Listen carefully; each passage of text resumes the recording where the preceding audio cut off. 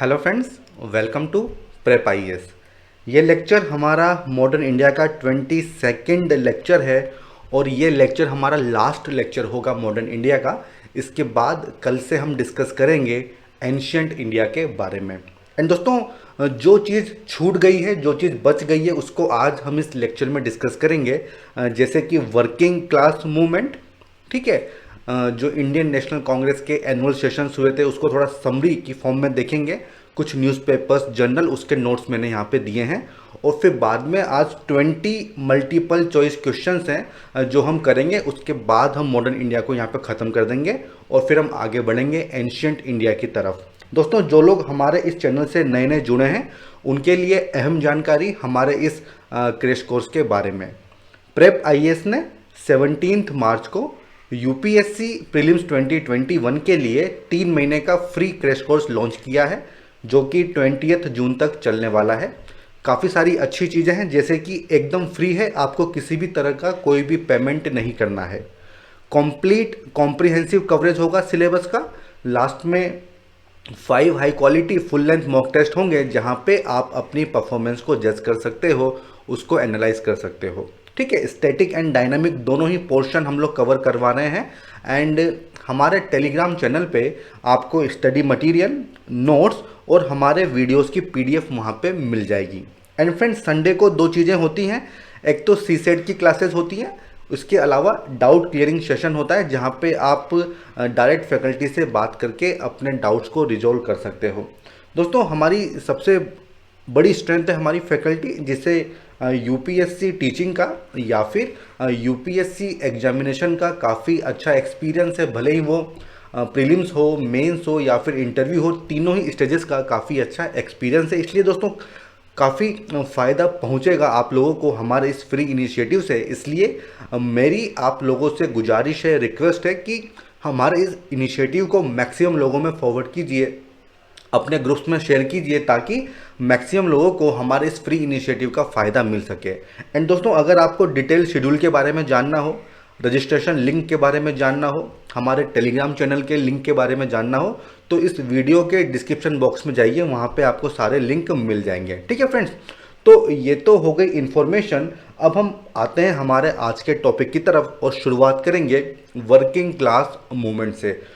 Friends, अगर हम second half of 19th century की बात करें, मतलब 1850 के बाद की बात करें, तो हम लोग देखते हैं कि इंडिया में मॉडर्न इंडस्ट्री की एंट्री हो जाती है। शुरुआत होती है रेलवे से, ठीक है। और जब रेलवे का कंस्ट्रक्शन स्टार्ट होता है तो उससे जुड़ी हुई जो दूसरी इंडस्ट्रीज़ होती हैं, जो एंसिलरी इंडस्ट्रीज़ होती हैं, जैसे कि कोल इंडस्ट्री, वो भी डेवलप होने लगती है। और फिर बाद में हम लोगों ने देखा था कि कॉटन और जूट इंडस्ट्रीज़ भी भारत में स्टार्ट होने लगती हैं। और इन सब इंडस्ट्रीज़ में लोगों को रोज़गार मिलता है, एम्प्लॉयमेंट मिलता है। तो एक नई क्लास उभर के सामने आती है, उसका इमरजेंस होता है, वो होती है वर्किंग क्लास।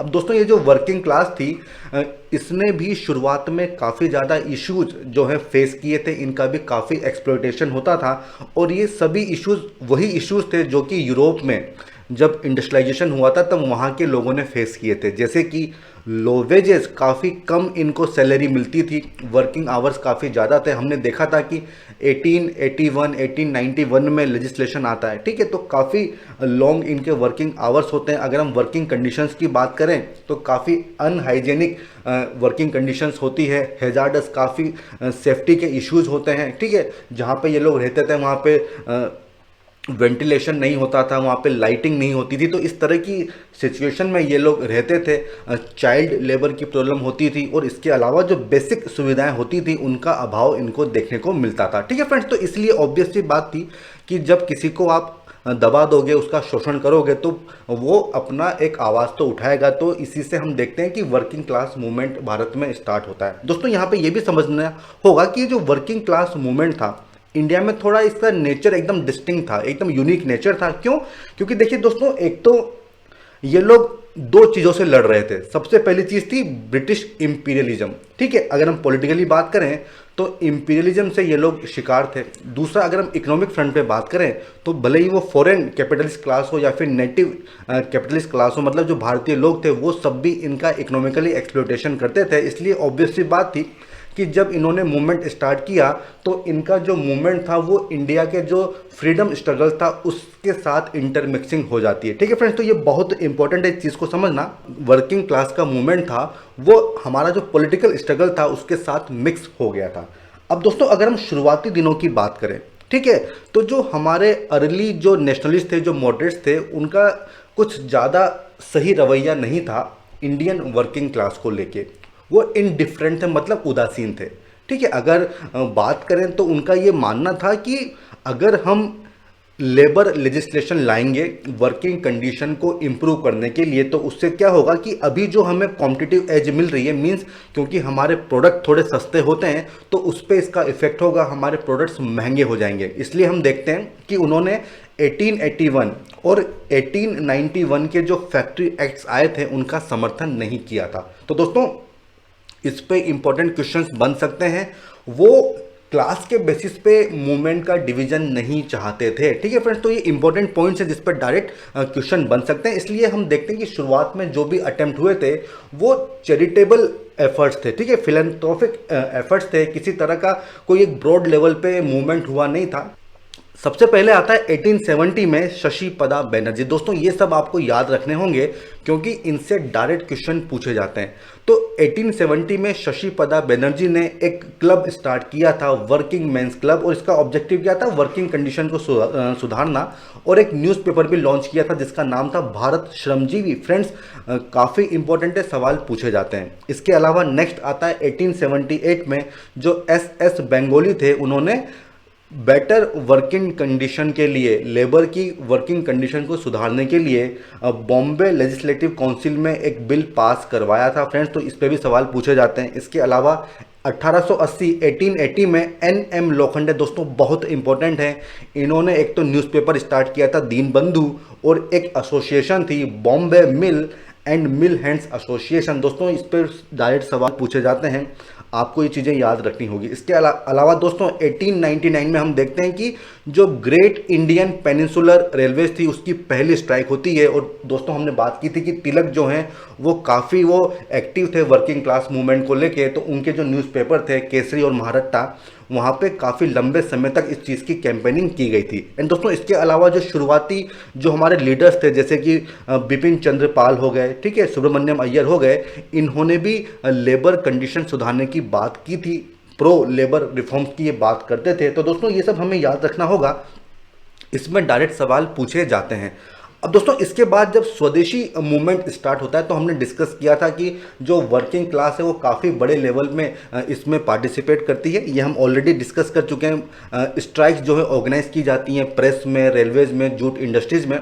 ट्रेड यूनियन बनाने की बात भी होती है, बट दोस्तों ये जो उनका प्रयास होता है ये अनसक्सेसफुल होता है। और हम देखते हैं कि जो all India trade union Congress थी वो 1920 में जाके बनती है। ठीक है दोस्तों, तो ये चीज़ आपको याद रखनी होगी, इसको हम आगे डिस्कस भी करेंगे। हमने ये भी देखा था कि जो चिदम्बरम पिल्लई थे उन्होंने अपना जो स्टीम इंजन का कारखाना था उसका नाम चेंज किया था। ये सब हम ऑलरेडी देख चुके हैं। ठीक है दोस्तों, अब अगर हम फर्स्ट वर्ल्ड वॉर के बाद की बात करें, उस दौरान बात करें, दोस्तों देखिए फर्स्ट वर्ल्ड वॉर के बाद क्योंकि एक्सपोर्ट्स काफ़ी ज़्यादा बढ़ गए थे, प्राइसेस बढ़ गई थी, तो इससे जो मालिक लोग थे वो काफ़ी पैसा कमा रहे थे, लेकिन वर्किंग क्लास थी उनकी सैलरीज अभी भी काफ़ी कम थी, इसलिए वो लोग काफ़ी नाराज़ थे। ठीक है, इसके अलावा दोस्तों इस दौरान क्योंकि गांधी जी भी नेशनल सीन पे आ जाते हैं। ठीक है, हमने देखा था अहमदाबाद मिल स्ट्राइक होती है, वो बात करते हैं कि पीजेंट्स और जो वर्कर्स हैं उनको हमको नेशनल मूवमेंट में शामिल करना चाहिए। इस दौरान ट्रेड यूनियन बनाने की बात भी होती है। ठीक है फ्रेंड्स, और दोस्तों देखिए क्योंकि इस दौरान काफ़ी सारे इंटरनेशनल इवेंट्स भी हुए थे, जैसे कि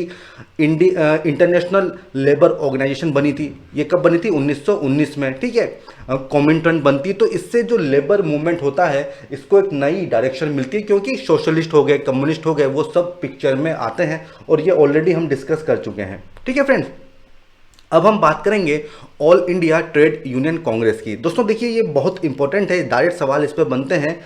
31 अक्टूबर 1920 को इसकी स्थापना हुई थी। ठीक है, फर्स्ट प्रेसिडेंट कौन थे? लाला लाजपत राय। ठीक है, और फर्स्ट इसके जनरल सेक्रेटरी कौन थे? दीवान चमन लाल। दोस्तों ये नाम याद रखने होंगे। ठीक है, इन पर डायरेक्ट सवाल पूछे जाते हैं। एंड दोस्तों जो इसका थर्ड और फोर्थ सेशन हुआ था उसमें प्रेसिडेंट थे CR दास। एंड दोस्तों जब 1922 का गया सेशन हुआ था, फ्रेंड्स आप मुझे बताइए कि इस सेशन में सबसे इंपॉर्टेंट चीज़ कौन सी हुई थी, हम डिस्कस कर चुके हैं। तो ये जो सेशन हुआ था 1922 का गया सेशन, इसमें कांग्रेस ने all India trade union Congress की फॉर्मेशन को वेलकम किया था, वो काफ़ी खुश थे, ठीक है। और एक कमेटी भी बनाई गई थी इसको असिस्ट करने के लिए। एंड दोस्तों इस मीटिंग में सी आर दास ने यह भी कहा था कि कांग्रेस जो है उसको आगे आना चाहिए, वर्कर्स का जो मूवमेंट है, जो पीजेंट्स के मूवमेंट है, उसको कांग्रेस में शामिल करना चाहिए, नहीं तो क्या होगा, ये लोग नेशनल मूवमेंट से अलग हो जाएंगे, ठीक है दोस्तों। तो ये सब इंपॉर्टेंट इंफॉर्मेशन है जो हमें पता होनी चाहिए। इसके अलावा दोस्तों जो 9th और जो 10th सेशन हुआ था उसमें प्रेसिडेंट कौन कौन थे, जवाहरलाल नेहरू और सुभाष चंद्र बोस, इस पे भी डायरेक्ट सवाल पूछे जा सकते हैं। अब अगला टॉपिक आता है ट्रेड यूनियन एक्ट 1926। दोस्तों इंपॉर्टेंट है, ये मल्टीपल चॉइस क्वेश्चन में मल्टीपल स्टेटमेंट आपको दे दिए जाएंगे कि कौन सा स्टेटमेंट सही है। तो दोस्तों ये हमें याद रखना होगा कि जो 1926 का ट्रेड यूनियन एक्ट पास हुआ था उसमें ट्रेड यूनियंस को लीगल एसोसिएशन के रूप में रिकॉग्नाइज कर लिया था, ठीक है फ्रेंड्स। तो ये बहुत इंपॉर्टेंट एक चीज़ है। 1926 का ट्रेड यूनियन एक्ट, इसमें लीगल आइडेंटिटी माना गया था। इसके अलावा इसमें रेगुलेशन को लेके, रजिस्ट्रेशन को लेके कंडीशंस जो है वो ले डाउन की गई थी, ठीक है फ्रेंड्स। तो ये भी आपको याद रखना होगा। तीसरा, अगर कोई लेजिटिमेट एक्टिविटी ट्रेड यूनियन करती है, मींस कानूनी रूप से जो एक्टिविटी सही है अगर वो करी जाती हैं, तो सिविल और क्रिमिनल दोनों ही केसेस में ट्रेड यूनियन को इम्यूनिटी मतलब सुरक्षा प्रदान की जाएगी। और इसके अलावा जो उनकी पॉलिटिकल एक्टिविटीज होंगी उस पर कुछ रेस्ट्रिक्शन लगाए गए थे। तो दोस्तों ये 4 पॉइंट है जो हमें याद रखने होंगे। पहला, लीगल एसोसिएशन माना था। दूसरा, रजिस्ट्रेशन और रेगुलेशन की बात हुई थी। तीसरा, इम्यूनिटी सुरक्षा प्रदान की गई थी। और चौथा था, पॉलिटिकल एक्टिविटीज पे कुछ रेस्ट्रिक्शंस लगाए गए थे, ठीक है दोस्तों। तो ये हमें याद रखना होगा। दोस्तों हमने देखा था कि 1920s आते आते इंडिया में सोशलिज्म और जो कम्युनिस्ट आइडियोलॉजी होती है वो भारत में एंट्री कर जाती है और इसका प्रभाव वर्किंग क्लास मूवमेंट पे भी पड़ता है। एक मिलिटेंट, एक रिवॉल्यूशनरी ट्रेंड भारत में आता है। दोस्तों अगर हम देखें 1928 में, तो 6 महीने लंबी एक स्ट्राइक होती है बॉम्बे टेक्सटाइल मिल्स में, और इसको कौन लीड करता है, गिरनी कामगार यूनियन। एंड दोस्तों इसके सेक्रेटरी कौन होते हैं, S.A. डांगे, और फिर बाद में इसको गिरफ्तार भी कर लिया जाता है। एंड दोस्तों इन एक्टिविटीज को, इन मिलिटेंट रिवोल्यूशनरी एक्टिविटीज को रोकने के लिए गवर्नमेंट जो है कुछ एक्ट्स लेके आती है, जैसे कि public safety ordinance of 1929 and trade dispute act of 1929। अब दोस्तों जैसा कि मैंने आपको बताया था कि ये जो S.A. डांगे थे, ये गिरनी कामगार यूनियन के पहले जनरल सेक्रेटरी थे, और फिर इन स्ट्राइक्स के बाद इनको गिरफ्तार भी कर लिया जाता है, ठीक है फ्रेंड्स। तो ये एडिशनल इन्फॉर्मेशन है जो आपको पता होनी चाहिए। दोस्तों अगर हम बात करें ट्रेड डिस्प्यूट एक्ट 1929 की, तो इसके प्रोविजंस हमें याद होने चाहिए, डायरेक्ट क्वेश्चन पूछा जा सकता है। देखिए इसमें सबसे पहला प्रोविजन ये था कि जितने भी इंडस्ट्रियल डिस्प्यूट होंगे उसका सेटलमेंट करने के लिए एक तो कोर्ट ऑफ इंक्वायरी बनाया जाएगा और कंसल्टेशन बोर्ड्स बनाए जाएंगे, ठीक है फ्रेंड्स। तो रजामंदी से डिस्प्यूट्स को सॉल्व करने की बात यहाँ पे की जा रही है। और दूसरा ये था कि जो पब्लिक यूटिलिटी सर्विसेज हैं, जैसे कि जो असेंशियल सर्विस होती है, जैसे कि पोस्ट हो गया, रेलवे हो गया, वाटर हो गया, इलेक्ट्रिसिटी हो गया, इन सब एरियाज में आप स्ट्राइक्स नहीं कर सकते हो, उसको इलीगल माना जाएगा। लेकिन इसमें एक क्लॉज ये भी थी कि अगर आप 1 महीने का एडवांस नोटिस दे दोगे और वो हर इंडिविजुअल वर्कर को देना होगा, तब आप स्ट्राइक कर सकते हो। तो ये भी चीज़ आपको याद रखनी होगी, ऑप्शन में घुमा दिया जा सकता है, ठीक है फ्रेंड्स। इसके अलावा जो पॉलिटिकल नेचर की एक्टिविटी होगी उसको करने से ट्रेड यूनियन को मना किया गया था। मींस अब जो ट्रेड यूनियन है वो पॉलिटिकल नेचर की एक्टिविटीज़ नहीं कर सकती हैं, ठीक है फ्रेंड्स। तो ये 3-4 पॉइंट्स थे जो हमें याद होने चाहिए ट्रेड डिस्प्यूट एक्ट ऑफ 1929 को लेके।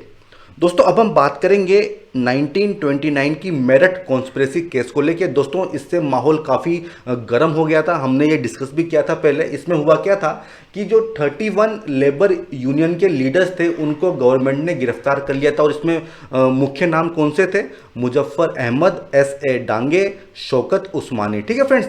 हालांकि ये जो ट्रायल हुए थे ये 3.5 साल लंबे ट्रायल हुए थे, और इसको नेशनल प्रेस ने काफ़ी इसको पब्लिसाइज किया था। और दोस्तों इसके बाद हम देखते हैं कि गवर्नमेंट का जो सप्रेशन होता है वो काफ़ी बढ़ जाता है, और ये जो वर्किंग क्लास मूवमेंट होता है थोड़ा वीकन हो जाता है, ठीक है फ्रेंड्स। अब इसमें ये जो मेन केस किया था, किस वजह से मेरठ कॉन्स्पिरेसी केस हुआ था, दोस्तों देखिए 1921 में ऐसे डांगे, शौकत उस्मानी और मुजफ्फर अहमद जो हैं उनके ऊपर चार्जेस लगाए गए थे कि भाई आप जो हैं भारत में कॉमिंटर्न की ब्रांच को इस्टेब्लिश करना चाहते हो, ठीक है, आप ब्रिटिश जो क्राउन है उसको ओवरथ्रो करना चाहते हो, आप ब्रिटिश इंडिया से गवर्नमेंट को ओवरथ्रो करना चाहते हो, तो ये सब चार्जेस इसमें लगाए गए थे और इसी के चलते इन लोगों के ऊपर ये केस चलता है। दोस्तों ये एडिशनल इन्फॉर्मेशन है और मुझे लगा कि आप लोगों के लिए इंपॉर्टेंट होगी। इसके बाद हम ये देखते हैं कि जब सिविल डिसओबीडियंस मूवमेंट होता है तो उसमें शुरुआत में काफ़ी बढ़ चढ़कर वर्किंग क्लास पार्टिसिपेट करती है, लेकिन 1931 के बाद इसमें डिप आता है। वो डिप क्यों आता है? क्योंकि यहाँ पे स्प्लिट होता है, जो all India trade union Congress होती है उसमें से एक धड़ा जो है अलग हो जाता है। एनएम जोशी जो थे वो अलग हो जाते हैं और एक अपनी नई एक ऑर्गेनाइजेशन बना लेते हैं, all India trade union federation, ठीक है फ्रेंड्स। और दोस्तों आज भी अगर हम बात करें तो जो सीपीआई है, कम्युनिस्ट पार्टी ऑफ इंडिया, उसी का पूरा डोमिनेशन है all India trade union Congress पे और ये 1935 से हम देखते हैं कि इसकी शुरुआत हो गई थी। इसके बाद जब कांग्रेस की मिनिस्ट्रीज बन जाती हैं तो हम देखते हैं कि जो all India trade union Congress थी वो कांग्रेस के कैंडिडेट्स को सपोर्ट करती है। मिनिस्टर्स भी जो हैं एक उनका सिंपैथेटिक एटीट्यूड होता है वर्कर्स की डिमांड को लेके और काफ़ी फेवरेबल लेजिस्लेशन जो हैं वो पास किए जाते हैं वर्कर्स की कंडीशन को इम्प्रूव करने के लिए। इसके बाद जब सेकेंड वर्ल्ड वॉर स्टार्ट होती है तो हमने ऑलरेडी देखा था कि शुरुआत में जो वर्कर्स थे वो इस वॉर को अपोज कर रहे थे, बट जब 1941 में रशिया इस वॉर को ज्वाइन कर लेता है तो कम्युनिस्ट लोग जो थे वो इसको सपोर्ट कर रहे थे और फिर उसके बाद हमने ये भी देखा था कि कम्युनिस्ट अपने आप को क्विट इंडिया मूवमेंट से हटा लेते हैं, ठीक है फ्रेंड्स। तो ये इंपॉर्टेंट इंफॉर्मेशन है जिस पे सवाल बन सकते हैं। दोस्तों अगर आप स्पेक्ट्रम में पीछे देखेंगे तो वहाँ पे काफ़ी सारी टेबल्स बनी हुई है और वहाँ पे हमें काफ़ी इंपॉर्टेंट इन्फॉर्मेशन दी हुई होती है, तो कुछ सेलेक्टेड इन्फॉर्मेशन यहाँ पे मैं आपके लिए लेके आया हूँ जो हमारे एग्जामिनेशन पॉइंट ऑफ व्यू से काफ़ी इंपॉर्टेंट है। हालांकि इसको समझाने की कोई ज़रूरत है नहीं, आप डायरेक्ट नोट से इसको समझ सकते हो, लेकिन फिर भी मैं आपको हल्का फुल्का आइडिया यहाँ पे दे रहा हूँ। दोस्तों सबसे इंपॉर्टेंट चीज़ है इंडियन नेशनल कांग्रेस के सेशन वो किस साल में हुए थे, ठीक है, किस प्लेस पे हुए थे, कौन प्रेसिडेंट थे और उस दौरान क्या इंपॉर्टेंट काम हुए थे। दोस्तों तो इस तरह के सवाल पूछे जा सकते हैं। कुछ चीज़ें हमें ध्यान में रखनी होगी। सबसे पहला कि किन किन सेशन में यूरोपियन प्रेसिडेंट थे, जैसे कि जॉर्ज वुल है 1888 में थे, इसके अलावा विलियम वेडरबर्न वो 1889 में थे, 1910 में भी थे, ठीक है फ्रेंड्स। तो इस तरह के सवाल पूछे जा सकते हैं। दादा भाई नेहरू जी 3 बार प्रेसिडेंट बने थे, एक तो 1886 में, 1893 में और 1906 में, ठीक है फ्रेंड्स। तो इस तरह की इंफॉर्मेशन आपको याद होनी चाहिए और ये सब इंपॉर्टेंट इंफॉर्मेशन है जो आपको नोट्स में अवेलेबल हो जाएगी। दोस्तों इसके अलावा सवाल बनता है कि फीमेल प्रेसिडेंट के ऊपर, ठीक है। तो फर्स्ट फीमेल प्रेसिडेंट थी एनी बसंत, 1917 में ये बनी थी, बट ये यूरोपियन ओरिजिन की थी। अगर हम इंडियन ओरिजिन की बात करें तो सरोजनी नायडू थी जो पहली प्रेसिडेंट थी। कब बनी थी? 1925 में कानपुर सेशन में, ठीक है फ्रेंड्स। तो ये इंपॉर्टेंट इंफॉर्मेशन है जो हमें याद रखनी होगी, ठीक है फ्रेंड्स। इसके अलावा दोस्तों कुछ ऑर्गेनाइजेशन है और उनसे जुड़ी इंपॉर्टेंट इंफॉर्मेशन, जैसे कि कौन सा न्यूज़पेपर उन्होंने पब्लिश किया था, ठीक है, कौन सा जर्नल उन्होंने पब्लिश किया था, तो वो सारी चीज़ें यहाँ पे आपके सामने रखी हुई हैं। दोस्तों इसको देख के आप जरूर नोट्स बनाइएगा, ये बहुत इंपॉर्टेंट है, ठीक है फ्रेंड्स। अब दोस्तों हम बात करेंगे मल्टीपल चॉइस क्वेश्चंस की और आज मैं पूरे 20 मल्टीपल चॉइस क्वेश्चंस लेके आया हूँ दोस्तों, ताकि हमारा अच्छे से रिवीजन यहाँ पे हो जाए। सबसे पहला जो क्वेश्चन है वो है कि 3 ऑर्गेनाइजेशन दी हुई हैं और हमें उनको क्रोनोलॉजिकली अरेंज करना है कि कब वो बनी थी। सबसे पहला है हिंद मजदूर सभा, ठीक है, उसके बाद है all India trade union Congress और फिर है फिकी। दोस्तों देखिए 1920 में AITUC बनी थी, ये तो हमने देख लिया था, लेकिन 2 के बारे में हमें पता नहीं है, तो थोड़ा समझ लेते हैं। दोस्तों ये जो हिंद मजदूर सभा थी इस पर ऑलरेडी क्वेश्चन पूछा था प्रीलिम्स में। तो दोस्तों ये जो फिकी है ये 1927 में बनती है और किसके प्रयास थे? GD बिरला और पुरुषोत्तम दास ठाकुरदास टंडन, ठीक है फ्रेंड्स। तो ये इंपॉर्टेंट इंफॉर्मेशन है। और अगर हम बात करें हिंद मजदूर सभा की तो ये 1948 में बनती है और इससे जुड़े लोग कौन से थे? बसवान सिंह, अशोक मेहता, मनी बांगरा। दोस्तों ये बहुत इंपॉर्टेंट है। इसके प्रेसिडेंट थे RS रुईकर और अशोक मेहता इसके जनरल सेक्रेटरी हुआ करते थे। तो दोस्तों ये इंपॉर्टेंट इंफॉर्मेशन है। तो अब इसका सही जवाब क्या हो जाएगा? हिंद मजदूर सभा हमने देखा 1948 में है, फिकी जो है 27 में बन रही है, तो इसका सही जवाब हो जाएगा 231, मतलब ऑप्शन डी, ठीक है फ्रेंड्स। अब क्वेश्चन नंबर 2 की तरफ हम बढ़ते हैं, जहां पे हमसे पूछा है कि ब्रिटिश इंडिया में कौन सा कमीशन अकाल के संबंध में बनाया गया था, फेमाइन इशू को लेके कौन सा कमीशन बनाया गया था। 3 कमीशन दिए हुए हैं, सैडलर, स्टार्ची और कैम्पबेल। दोस्तों देखिए, सैडलर हमको पता है ये तो एजुकेशन से संबंधित था, तो जो स्टेटमेंट 2 है वो तो गलत हो जाएगा। और अगर हम 2 को एलिमिनेट करते हैं, ठीक है, तो जवाब हमारे सामने है, option C is the correct answer. दोस्तों ये जो कैंपबेल कमीशन है और स्टार्ची कमीशन है, ये दोनों फेमाइन को लेके बनाए गए थे। ठीक है फ्रेंड्स, ये कैंपबेल कमीशन कब था? 1866 में। ठीक है, और स्टार्ची कमीशन कब बनाया गया था? 1880 में। तो ये इंपॉर्टेंट इंफॉर्मेशन है जिस पे सवाल पूछा जा सकता है। दोस्तों अब आता है क्वेश्चन नंबर 3, जहां पे दोस्तों हमसे पूछा गया है कि in the context of empowerment of the backward caste, जो पिछड़ी जातियां थी उनके एम्पावरमेंट के संबंध में कौन सा इवेंट सबसे पहले हुआ था? सबसे पहला स्टेटमेंट है फॉर्मेशन ऑफ हरिजन सेवक संघ। ठीक है, उसके बाद क्या है? एंटी अनटचेबिलिटी रिजोल्यूशन कब आईएनसी ने अडॉप्ट किया था पहली बार? फिर एसएनडीपी की स्थापना कब हुई थी? और महत सत्याग्रह। दोस्तों देखिए ये बहुत इंपॉर्टेंट है, जो महत सत्याग्रह हुआ था हमने डिस्कस किया था, ये 1927 में ये हुआ था। और जो हरिजन सेवक संघ था ये हमने देखा था 31-32 में, आई थिंक तब ये चीज़ होती है। इसको हम डिटेल में यहाँ पे देखते हैं फ्रेंड्स। जो हरिजन सेवक संघ था वो 1932 में बना था। हमने देखा था कि जब गांधी जी जेल में थे, ठीक है, राउंड टेबल कॉन्फ्रेंस चल रही थी। इसके बाद 1917 में होता है जब पहली बार Congress anti untouchability resolution adopt करती है। ठीक है फ्रेंड्स, तो 1917 वो तारीख थी, तो ये इंपॉर्टेंट है।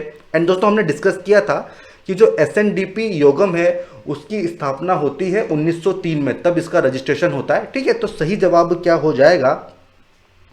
Formation of SNDP. ठीक है दोस्तों, तो यही इसका सही जवाब होगा, ऑप्शन सी।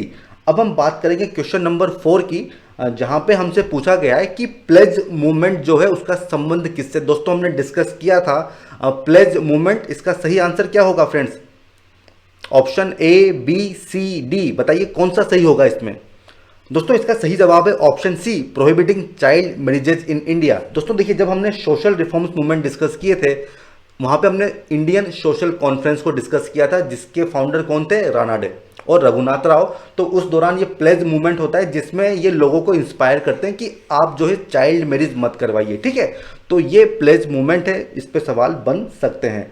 अब आता है क्वेश्चन नंबर 5। इसमें पूछा गया है लोथियन कमेटी जो है वो किस लिए अपॉइंट की गई थी? दोस्तों ये भी हमने डिस्कस किया था, लोथियन कमेटी। इस तरह की छोटी छोटी चीज़ों पे काफ़ी सवाल पूछ लिए जाते हैं फ्रेंड्स। इसका सही जवाब क्या है? To formulate a system of franchise for India. दोस्तों देखिए, जो कम्युनल अवार्ड था वो लोथियन कमेटी की रिकमेंडेशन के आधार पे ही बना था। तो इसका सही जवाब क्या हो जाएगा? To formulate a system of franchise for India. ठीक है, अब आता है क्वेश्चन नंबर 6, जहां पे पूछा गया है बॉम्बे प्लान। दोस्तों बहुत इंपॉर्टेंट है, ये चीज हमने डिस्कस नहीं की थी। ठीक है, जो 1944 का बॉम्बे प्लान था उसके संबंध में 3 स्टेटमेंट दिए गए हैं और बताना है कि कौन सा स्टेटमेंट सही है। सबसे पहला कि गवर्नमेंट का इंटरवेंशन सबसे कम होना चाहिए। ठीक है दोस्तों, ये पहला स्टेटमेंट है। दूसरा क्या है कि it highlighted the significance of social services specially education. दोस्तों मतलब इसने जो सोशल सर्विस होती है जैसे कि एजुकेशन, उसकी सिग्निफिकेंस को हाईलाइट किया था। और तीसरा क्या है कि इन्होंने बॉम्बे को इंडस्ट्रियल कैपिटल बनाने की बात कही थी। दोस्तों ये 3 स्टेटमेंट है।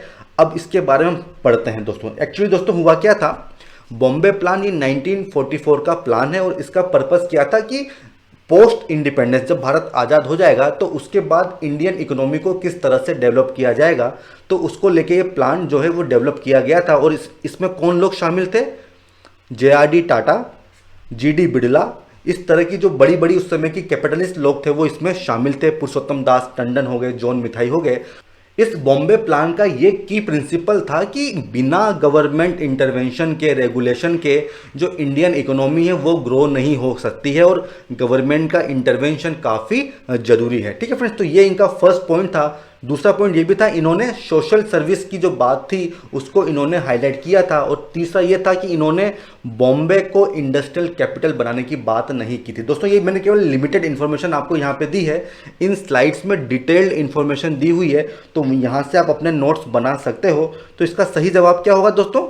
स्टेटमेंट 1 तो गलत हो जाएगा, स्टेटमेंट 2 सही है और थर्ड भी गलत है। तो सही जवाब होगा ऑप्शन बी, 2 ओनली। ठीक है फ्रेंड्स, अब आता है क्वेश्चन नंबर 7 जिसमें पूछा गया है लाला लाजपत राय के बारे में 3 स्टेटमेंट दिए गए दोस्तों, हमारे लिए इंपॉर्टेंट है। सबसे पहला, वन ऑफ द फाउंडर्स, जो डीएवी स्कूल्स थे, पंजाब नेशनल बैंक जो था उसके वन ऑफ द फाउंडर्स है दोस्तों, ये तो आपको पता भी होगा, ये चीज़ सही है। दूसरा, ये टू नेशन थ्योरी के सपोर्टर थे, लेकिन ये भी मानते थे कि ब्रिटिश रूल को ओवरथ्रो करने के लिए हिंदू मुस्लिम की यूनिटी जरूरी है दोस्तों, ये स्टेटमेंट भी सही है, ये मैंने स्लाइड में डिटेल में इसको बताया है। तो 1 और 2 दोनों ही सही है। तीसरा, साइमन कमीशन के अगेंस्ट इन्होंने पीसफुल मार्च निकाला था दोस्तों, ये भी सही बात है, हमने इसको डिस्कस भी किया था। तो सही जवाब क्या आ जाएगा? Option D, 1, 2 and 3 only. दोस्तों इस स्लाइड में आपको डिटेल्ड इंफॉर्मेशन मिल जाएगी लाला लाजपत राय के बारे में। ठीक है फ्रेंड्स, अब हम चलते हैं क्वेश्चन नंबर 8 की तरफ, जहां पे तेलंगाना स्ट्रगल के बारे में 3 स्टेटमेंट दिए गए हैं।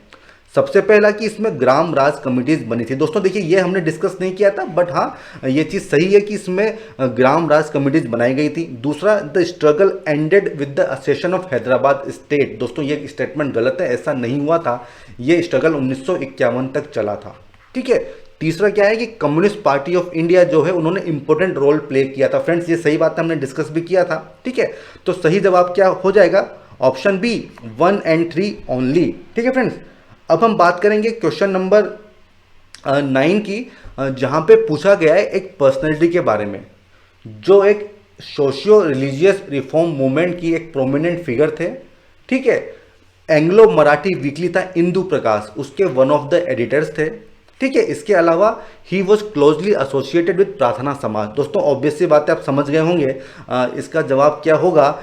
एमजी रानाडे। ठीक है फ्रेंड्स, तो ये हमने डिस्कस भी किया था कि प्रार्थना समाज से वो जुड़े हुए थे, तो वही इसका सही आंसर भी है।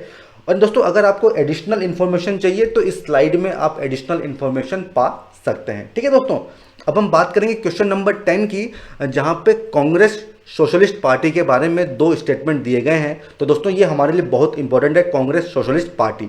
सबसे पहला, it was formed as a response to India participation in the second world war. दोस्तों ये गलत है, हमने डिस्कस किया था, 1934 में ये बनती है, तो ऑप्शन स्टेटमेंट 1 तो गलत हो गया। दूसरा क्या है कि it merged with the Congress after the latter declared the establishment of a socialistic pattern of society as its goal in Avadi session of 1955। दोस्तों मतलब 1955 में ये कांग्रेस से मर्ज हो गई थी। दोस्तों ये स्टेटमेंट गलत है, क्यों गलत है हम आगे देखेंगे। तो इसका सही जवाब क्या हो जाएगा? Option D, neither 1 nor 2। Friends ये जो कांग्रेस सोशलिस्ट पार्टी थी ये 1934 में बनती है। इसके पीछे किन लोगों का हाथ था? जेपी नारायण, आचार्य नरेंद्र देव एंड मीनू मसानी, ये हमने डिस्कस भी किया था। एंड दोस्तों जहां तक कांग्रेस से संबंध की बात है तो मार्च 1948 तक ये कांग्रेस के साथ थी, लेकिन उसके बाद 1952 में इसका मर्जर हो जाता है किसान मजदूर प्रजा पार्टी से। ठीक है फ्रेंड्स, तो एक नई पार्टी बनती है प्रजा सोशलिस्ट पार्टी। दोस्तों ये बहुत इंपॉर्टेंट है, इस पे आप जरूर नोट्स बनाइएगा प्रजा सोशलिस्ट पार्टी के ऊपर। ठीक है फ्रेंड्स, अब अगला आता है क्वेश्चन नंबर 11, जहां पे पिट्स इंडिया एक्ट ऑफ 1784 के बारे में 3 स्टेटमेंट दिए गए हैं। सबसे पहला, इस एक्ट के माध्यम से ईस्ट इंडिया कंपनी की कमर्शियल और पॉलिटिकल एक्टिविटी में डिफरेंशिएशन किया गया था। दोस्तों ये सही बात है, हमने डिस्कस किया था, तो स्टेटमेंट 1 तो सही हो गया। दूसरा, इस एक्ट ने बंगाल के गवर्नर जनरल और कमांडर इन चीफ को कंबाइन कर दिया था। दोस्तों ये गलत बात है, ये इसके बाद हुआ था। ठीक है, तो ये स्टेटमेंट तो गलत हो जाएगा। तीसरा क्या है कि the authority to appoint governor general was still held with the court of directors but only with the approval. दोस्तों ये तो हमने देखा था, ठीक है, कि क्राउन का अप्रूवल चाहिए था गवर्नर जनरल के अपॉइंटमेंट के लिए। ठीक है फ्रेंड्स, तो इसका सही जवाब क्या हो जाएगा? 1 एंड 3 ओनली, मतलब option C is the correct answer. दोस्तों जहां तक ये कॉम्बिनेशन की बात है तो ये जो 1786 का अमेंडमेंट था उसमें इस चीज को लाया गया था, और ये चीज मैंने आपको नोट्स में दी थी, डिस्कस नहीं किया था, लेकिन नोट्स में मैंने इसको प्रोवाइड करवाया था। ठीक है फ्रेंड्स, अब अगला क्वेश्चन है क्वेश्चन नंबर 12। यहां पे पूछा गया एक पर्सनैलिटी के बारे में, उनसे जुड़ा न्यूज़पेपर है दर्पण, मराठी जर्नलिज्म के फादर वो माने जाते हैं, बॉम्बे नेटिव जनरल लाइब्रेरी के वो फाउंडर थे। दोस्तों ये हमने डिस्कस नहीं किया था, ये छूट गया था, इसलिए ये क्वेश्चन मैं यहाँ पे लेके आया हूँ। ये व्यक्ति थे बाल शास्त्री जाम्बेकर। दोस्तों option C is the correct answer. और दोस्तों इनके बारे में डिटेल इंफॉर्मेशन यहाँ पे दी हुई है। 1832 में इन्होंने अपना न्यूज़पेपर स्टार्ट किया था दर्पण, ठीक है। इनको फादर ऑफ मराठी जर्नलिज्म भी कहा जाता है, ठीक है दोस्तों। अब अगला क्वेश्चन है क्वेश्चन नंबर 13, जहां पे इजरदारी सिस्टम के बारे में 2 स्टेटमेंट दिए। दोस्तों हमने क्वेश्चन में डिस्कस किया था, पहला स्टेटमेंट क्या दिया हुआ है कि इस सिस्टम में रेवेन्यू कलेक्टिंग राइट जो है हाईएस्ट बिडर को दिए जाते थे। दोस्तों ये सही बात हमने डिस्कस किया था, हाईएस्ट बिडर को दिया जाएगा। ये परमानेंट सेटलमेंट के पहले ये सिस्टम लाया गया था, ठीक है। दूसरा स्टेटमेंट क्या है कि रॉबर्ट क्लाइव ने इसको इंट्रोड्यूस किया था। दोस्तों ये गलत है, ये किया था वॉरेन हेस्टिंग ने, ठीक है। तो इसका सही जवाब क्या हो जाएगा? Option A, one only. And दोस्तों इसके बारे में डिटेल में यहाँ पे मैंने बताया हुआ है, आप अपने नोट्स बना सकते हैं और ये हमारे लिए बहुत ही इंपॉर्टेंट है। अगला क्वेश्चन है क्वेश्चन नंबर 14, जहां पे लॉर्ड इरविन के दिवाली डिक्लेरेशन को लेकर सवाल पूछा गया है। दोस्तों देखिए कंफ्यूज नहीं होना है, हमने इसको डिस्कस किया था, केवल ये नाम डिस्कस नहीं किया था। सही इसका जवाब क्या है दोस्तों? ये जो इरविन डिक्लेरेशन था अक्टूबर 1929 का, जिसमें डोमिनियन स्टेटस की बात होती है, ठीक है, वही दिवाली डिक्लेरेशन के नाम से भी जाना जाता है। तो इसका सही जवाब क्या हो जाएगा? ऑप्शन सी, ठीक है। Lord Irwin's announcement about the British government's intention to facilitate India attain a dominion status in the future, ठीक है फ्रेंड्स। तो ये हमने डिस्कस किया था, केवल ये नाम हमने डिस्कस नहीं किया था। तो इसी तरह के क्वेश्चन पूछे जाते हैं। अगला क्वेश्चन है क्वेश्चन नंबर 15, जहां पे हमें 4 इवेंट दिए हुए हैं और उनको टाइम के हिसाब से हमें अरेंज करना है। दोस्तों इस तरह के क्वेश्चन काफ़ी पूछे जा रहे हैं। सबसे पहला है appointment of Simon commission. Friends ये कब हुआ था? ये हुआ था मार्च 1927 में, ठीक है। फिर क्या है? First round table conference. Friends देखिए ये कब होती है? ये 1930 से लेके 31 के बीच में होती है। दिल्ली प्रपोजल, दोस्तों ये हमने डिस्कस किया था, आप बताइए ये कब हुआ था दिल्ली प्रपोजल? ये हुआ था दिसंबर में हुआ था, दिसंबर 1927 में, ठीक है। और नेहरू रिपोर्ट कब आई थी दोस्तों? ये थी अगस्त 1928 में। दोस्तों देखिए तो इस तरह से काफ़ी पास वाले इवेंट है जिनमें आपको एग्जामिनेशन हॉल में, जहाँ पे इतना प्रेशर होगा आपके पास, तो आप यहाँ पे गलती कर सकते हो, ठीक है। तो इस तरह के क्वेश्चन को जरूर अटेम्प्ट करना, इनकी प्रैक्टिस करना, अच्छे से इनको याद रखना, तभी आप इस तरह के सवालों को सही कर पाओगे।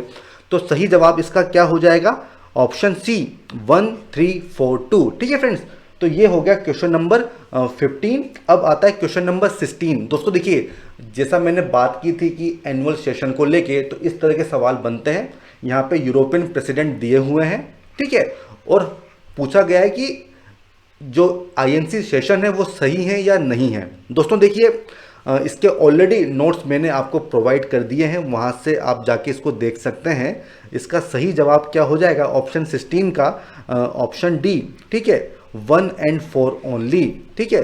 ये वाला सही है मतलब, और 4 ये वाला सही है, बाकी दोनों गलत हैं।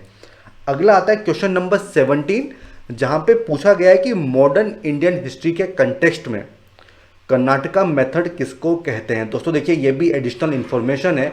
फ्रेंड्स जो क्विट इंडिया मूवमेंट में हमने देखा था वायलेंट एक्टिविटीज़ होती हैं, अंडरग्राउंड एक्टिविटीज़ होती हैं, उनको कर्नाटका मेथड कहा गया था, ठीक है फ्रेंड्स। तो इसका सही जवाब क्या हो जाएगा? ऑप्शन बी, ठीक है फ्रेंड्स। तो इस तरह के एडिशनल इंफॉर्मेशन आपको पता होनी चाहिए। अब अगला है क्वेश्चन नंबर 18, जहां पे अलीगढ़ मूवमेंट को लेके 3 स्टेटमेंट दिए गए हैं जो कि सैयद अहमद खान से जुड़ा हुआ है। सबसे पहला कि दे सपोर्टेड कांग्रेस फॉर्मेशन। दोस्तों उन्होंने तो अपोज किया था, ठीक है, तो स्टेटमेंट 1 तो गलत है। दूसरा, मुसलमानों में मॉडर्न एजुकेशन स्प्रेड करना है। दोस्तों ये सही बात है, ये इसका पर्पज था।